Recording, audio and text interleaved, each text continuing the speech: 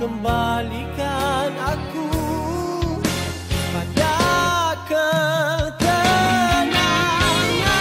Hello, hari ni Sarah nak buat sibuk pula dekat majlis pelancaran album terbaru Black Hanifah. Dah tak sabar nak tengok macam mana album tu, rupa bentuknya. Dah, jomlah kita tengok macam mana.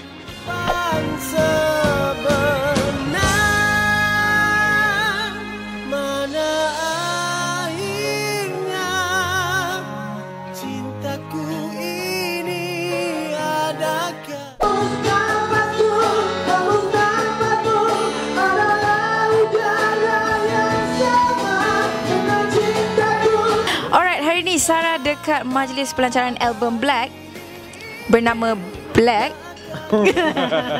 Black dalam album ni semua lagu-lagu yang telah disinglekan atau dikeluarkan sebelum ni, betul? Betul. Tak ada single baru ke?